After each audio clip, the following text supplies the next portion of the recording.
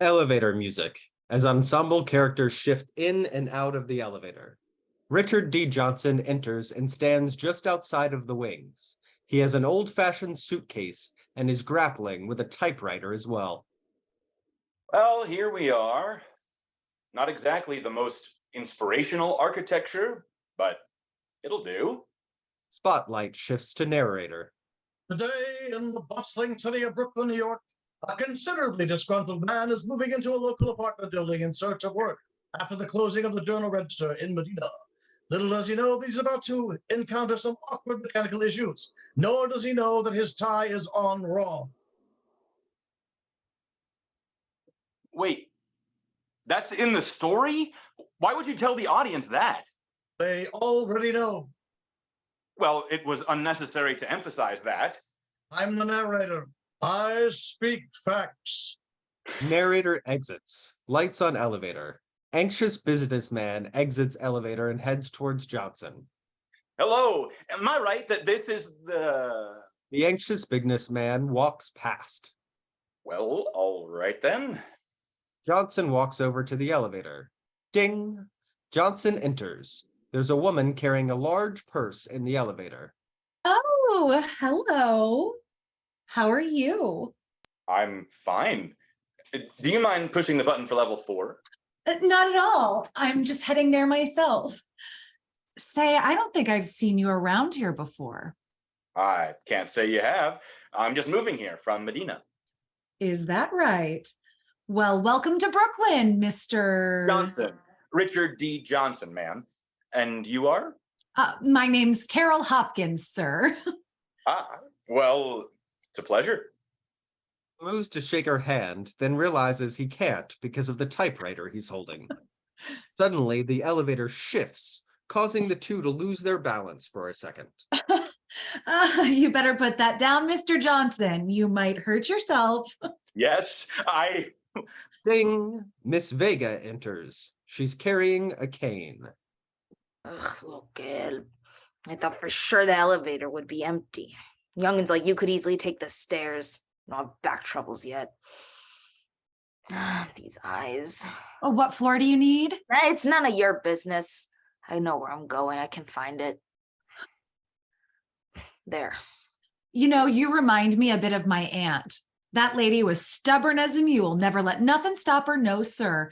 Kept the farm running through the winter all on her own, while her husband was getting patched up over in the next town. Only the elevator jerks downwards. Oh my! Excuse me, I pressed 3. Why is it going down?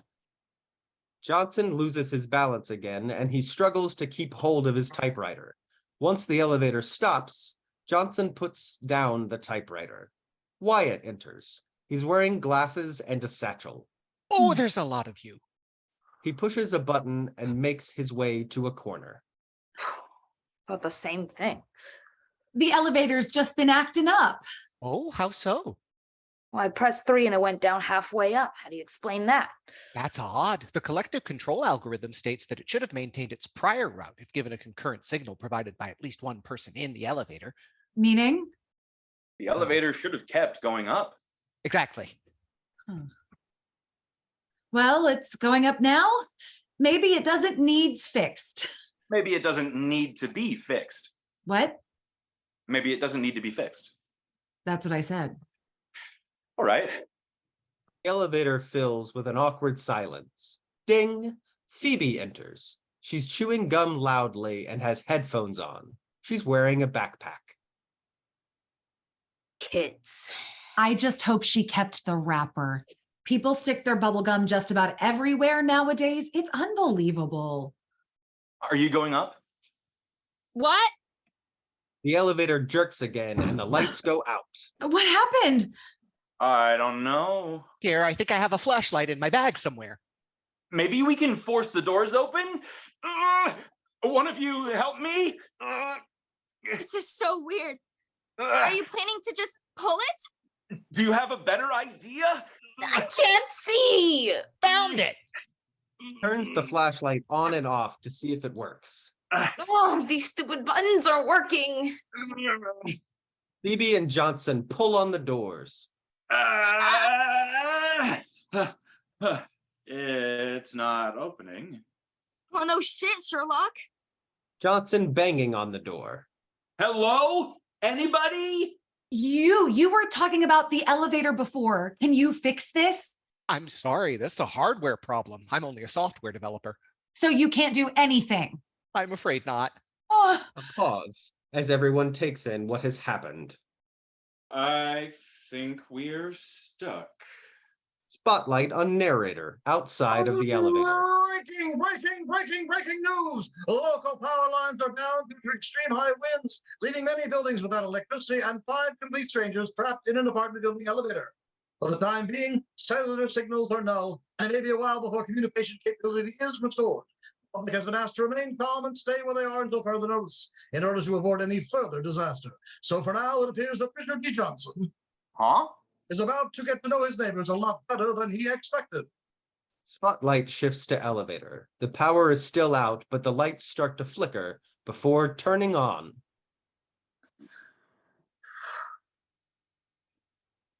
"20 minutes. I've been stuck here for 20 minutes. Even worse, I'm stuck with you all." what do you mean by that? Well, I wasn't exactly planning on getting stuck in this elevator with you. I was actually planning on going to see a movie with a guy from school, but I guess that's not happening now. And there's no cell phone reception here either, so I can't contact him or tell anyone else that we're stuck in here. Lord knows I wasn't planning to get stuck with a snappy little girl either. Don't they teach kids to respect their elders anymore? For your information, I am not a little girl. For your information, I am 15 years old. At least the elevator ain't fallen. This point, the 3 women have grown closer together near the middle. Wyatt has been breathing hard and noticeably is having some sort of anxiety attack. He faints. Oh, what's that? She turns around and sees Wyatt on the floor. My lord, he done fell asleep. He fainted. So he has. Anybody have a water bottle? Sure. All right, stand back, everyone. I'll give him a dousing. Wait. Carol opens the bottle and splashes the water on Wyatt's face. He awakes, panicky at first. What? Works every time. What? Matter of fact, my brother used to suffer awful fainting spells. There you go. Just rise up slowly. You were out cold just a minute ago. Why'd you go and do that anyhow? Well, I hardly think he did that on purpose, Carol. It looked like he was having some sort of anxiety attack. I have claustrophobia. What now? He's afraid of tight spaces? Tough luck, too. Looks like we're gonna be here a while. Well, I'm sure someone will notice eventually. In the meantime, I guess we best settle in. Down a foot or so away from Wyatt and takes out a small clear Tupperware. There are Skittles in it, separated by color. She takes one out and eats it. Want one? What's that? Skittles. They're quite tasty, don't you know? I'm very fond of them. I'll take one. You sorted them by color? It's not so strange. Yeah, it's a little weird. I've never met anybody who does that. I just like to pick them out from the different colors, that's all. Turning to Wyatt. You really ought to take one. You need a little sugar after fainting like that. Oh, sure. Thank you.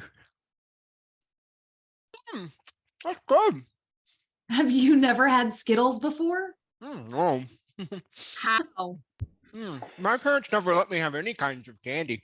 They said sugar's the work of the devil. Gosh, I thought everybody would have had Skittles before. What's that you're all chattering about? It's candy. You want some? Oh, no. I don't take too much sweetness nowadays.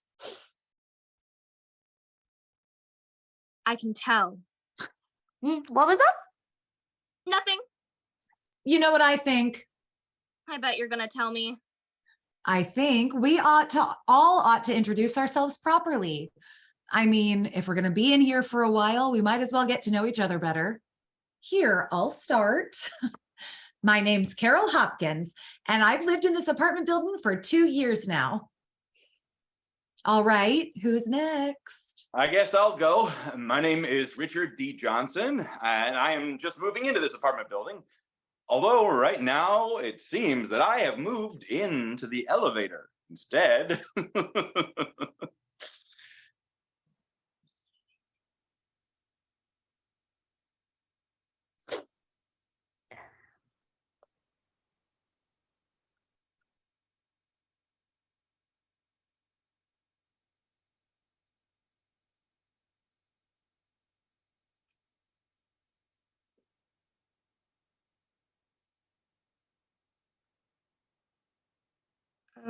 I'm Phoebe.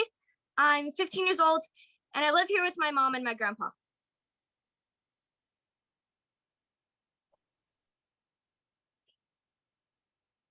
Well, I've lived here for 50 years. My name's Martina Vega. I raised my sons here. They both moved to Manhattan. Never come to see me. Guess they're too busy. Lots changed though. Used to feed the ducks across the park, across the street. They don't let you do that anymore. Oh, things did change. But I'm still here. They always told me I should move out to a nicer apartment where the elevator actually works. I'm beginning to think they were right. Oh my, 50 years. You should have some sort of celebration for being here so long. Guess that leaves me. My name's Wyatt Brown, and I live here with my wife. And I was supposed to be home for dinner half an hour ago. So, why do you have a typewriter, Mr. Richard? I'm a newspaper reporter, and I prefer to type my stories on this. It was given to me by my father before he died. He was a very successful reporter himself in Medina, and never really liked the modern technologies like laptops. Can I try it out? I guess, if you're very careful with it, it's fragile. Don't lift it up. It's heavy. Okay. Ooh, who's Delilah? A friend back in Medina. Here, I'll give you a new paper. Takes that paper out of the typewriter. There's one underneath it. Wow. How do you type stories on this thing? It's hard. Oh my God! What? I have an idea. Will it get us out of here? It might. The tapping reminds me of Morse code. My grandpa used to teach me about it over breakfast. It's a kind of language with short and long taps, and you can send a message to someone who hears it. Elevators echo a lot. Maybe we could use Morse code and tap a message on the door. My grandpa's probably looking for me. He might hear it. That's more of a plan than we've had before. It might not be loud enough if I tap by myself, though. Well, then let's do it together. Yeah, that'd work. I don't suppose one of you know Morse code? I know some. I could type a key for us all to use. Well, what are we waiting for then? Let's get out of here. Pretty sure the space between letters is... 3 units, and the space between words is 7 units. We should make it short so everyone can remember. Like, help? Yeah, like that. Do you Johnson remember Johnson replaces Phoebe in front of the typewriter. Do you remember the alphabet? Yeah, I think so. Okay, tell me what you know, and we'll make a code together. A is short, then long. B is long, then 3 short. Maybe we could make a different kind of signal without tapping. What? Hey, speak up. Oh, well, if we're going to use Morse code, we could use a ham radio. I mean, if I could find the necessary items to make one, it might get the signal across better than tapping. All right. If you know how to make one, we might as well give it a try. But I don't think we ought to bother those two just yet. I don't know where we can get a ham, though. Oh, no, not a real ham. That's just the name of the device. It's an acronym. A ham radio is an amateur radio. Well, where'd the H come from then? I don't actually know. Maybe that's what they called the new operators. I don't care what it's called. Okay, you can make one, yes? Yes, me and my dad used to make them as a hobby. Okay, vámonos entonces. Let's get on with it. What do you need? I have some wire and a couple of switches on me, but I'll need something to make the board on. Like an Altoid tin would work just fine, and I'll need a power source like a battery computer. Oh, don't you know, when that Richard fella came in, I thought his breath smelled like mints. I'll bet you he's got one on him. That would be useful. I don't want to interrupt him, though. Well, that's the only way we're going to get out of this darn elevator. Passes to Johnson. Do you happen to have a mint tin on you? What? A mint tin? A mint tin? Carol, I'm trying to type a code to get us out of here, and you want mints? No, I don't want mints. I need the tin. Wyatt said he could use one. He's got an idea to make a ham something. It'll send a signal and get us out of here. Ham? Yeah, a ham radio. That's what it's called. A ham radio. Oh, my grandpa used to teach me about those. If we can connect with someone, they'd get a clearer message than if we tapped on the door, I guess. Exactly. So do you have one or not? Hold on, I think I might have one in my coat pocket. Here. Thanks a bunch. It's back to Wyatt and Vega. He did have a mint tin after all. Great. May I see it? There's still a few mints in here, but this tin will work just fine. They each take a mint. All right, let's get to work. Just tell me how to help. Wyatt empties wires, switches, some insulators, a balun, and various electrical supplies out of his satchel and begins tinkering with them. Lights fade out on the elevator and spotlight on narrator. He is carrying a clock. Ticking sounds. 10 minutes later. Johnson pulls the paper out of the typewriter. We did it! I'm so glad you know Morse code. I'm glad you thought of it.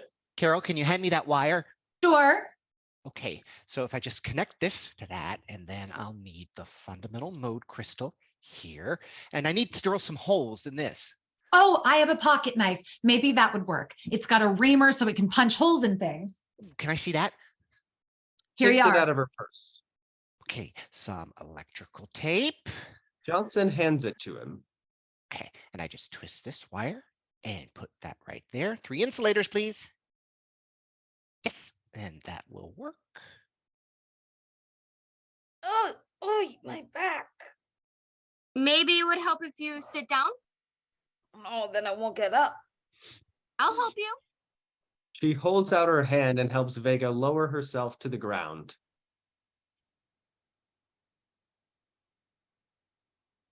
You. This might need to be screwed in tighter. It's okay, that's better, much better, much better. And then I place the keyer in here. Do you think it'll work? We have to believe it will now.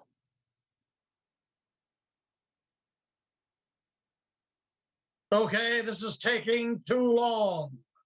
They move the clock hand an hour forward. An hour shall do it. It's finished. It's wonderful. Well, are you just gonna sit there? Let's make it work. Great. We'll need a power source He rummages in his satchel and takes out a small laptop. like this. It won't use too much power since it's a QRP. And then if we connect the balun to the plug, now it's ready. Let's just hope someone is on our wavelength. Can you tell if any frequencies are open? 7.030 megahertz is open. Gently pushing ham radio to Phoebe. Would you like to do the honors? Okay, how do I do this? The switch right here controls the signal. Flip it up for on, down for off. The length of time you leave it on determines the short or long signal for the Morse code. Before you start, send CQ, CQ, CQ, DE, W2, WYATT, W2, WYATT, K. Okay, I'm gonna need that list. Johnson hands it to her. Here goes. She switches up before each word and down after. Long, short, long, short, long, long, short, long. Phoebe's grandpa appears sitting at a desk reading a book with his own ham radio next to him. I'm not getting anything. Do it again. She sends the message again. Grandpa hears the radio and starts writing something on a random piece of paper, then uses the switches on his own radio. Wait, do you hear that? Yeah. What are they saying? It says W2BOB3DE W2WYATT FB FERCALL BTUR RST 599599 BT NAME BOB BT QTH NEAR BROOKLYN stop NY IN APARTMENT C BY FOUNTAINT AVN CPY stop W2BOB3 DE W2WYATTK stop. Ah, this is the apartment. What do I say now? Say W2 Wyatt, DE, W2 Bob 3, stop, BT, name, Wyatt, stop. We are in the same building, stop. But I am stuck in the elevator, stop. PSE, help, stop, K, stop. Okay. Pushes switches up and down. And now we wait. I hope he hurries up. They're responding. They said, I will get help. Stop. Wait there. Stop. K. Stop. Grandpa stands up and exits in a hurry. Oh, not much else we can do. But he's getting help. Oh, thank heavens. Grandpa comes back with the firefighter. Lights go down on elevator. Spotlight on the two. So, you said the elevator is stuck? I said there's people stuck in the elevator. All right, sir. Would you mind showing me where the elevator is? Well, the main one's over there, which is probably the one they used. Looks like it's right on this floor. I'm gonna need a technician on the line. Over. Don't worry, we'll have them right out as soon as possible, sir. Lights on elevator. Pressed to the side of elevator. Hello? Can you hear me? Oh, bless my soul. There's someone there. Yes, we can hear you. How many of you are there? There are 5 of us, 4 adults and 1 15-year-old girl. That must be Phoebe. Well, I want to assure you that you are all safe, and we'll get you out of there as soon as possible. Okay. A voice is heard through the firefighter's walkie-talkie. Hello? Yes. I'm gonna need someone to head to the basement and shut the power off the breaker box. Then we can go ahead and get this door open. They move away from the elevator, continuing their conversation. You know what's weird? What?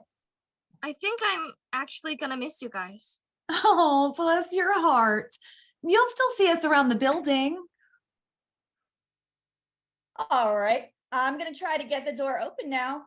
Please step back. She takes out a drop key and puts it in the access hole before pulling open the elevator door. Oh my! Thank God we're out of that elevator. I feel like celebrating. Grandpa! I'm so glad I remembered what you taught me about Morse code, and we used it to contact you too. That's my girl. I think this calls for some homemade empanadas. What do you say to dinner at my apartment tomorrow?